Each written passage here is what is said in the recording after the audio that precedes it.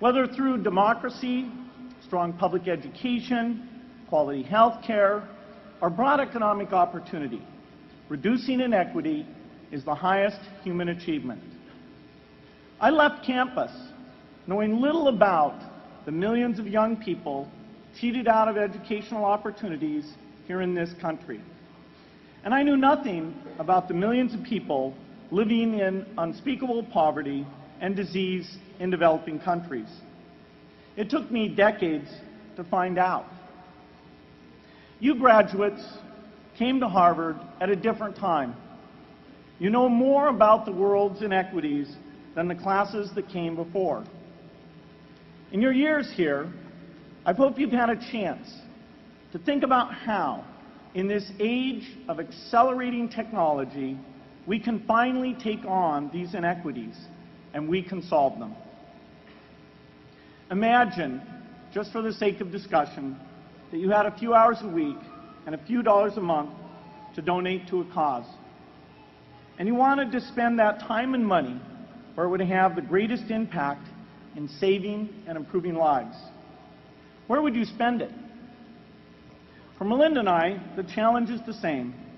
How can we do the most good for the greatest number with the resources we have? During our discussions on this question, Melinda and I read an article about the millions of children who are dying every year in poor countries from diseases that we had long ago made harmless in this country: measles, malaria, pneumonia, hepatitis B, yellow fever. One disease that I had never heard of, rotavirus, was killing 500,000 children each year, none of them in the United States. We were shocked. We had assumed that if millions of children were dying and they could be saved, the world would make it a priority to discover and deliver the medicines to save them. But it did not. For under $1, there were interventions that could save lives that just weren't being delivered. If you believe that every life has equal value, it's revolting to learn that some lives are seen as worth saving and others are not. We said to ourselves, this can't be true, but if it is true, it deserves to be the priority of our giving. So we began our work in the same way anyone here would begin it. We asked, how could the world let these children die? The answer is simple and harsh. The market did not reward saving the lives of these children, and governments did not subsidize it.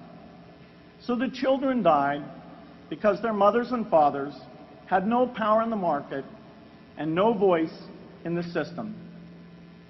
But you and I have both.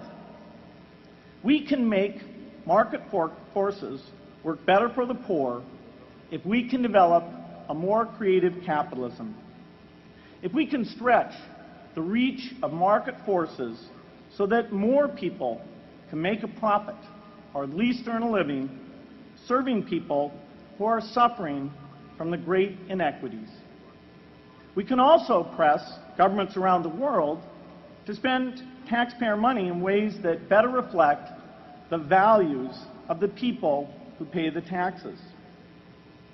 If we can find approaches that meet the needs of the poor in ways that generate profits for business and votes for politicians, we will have found a sustainable way to reduce inequity in the world.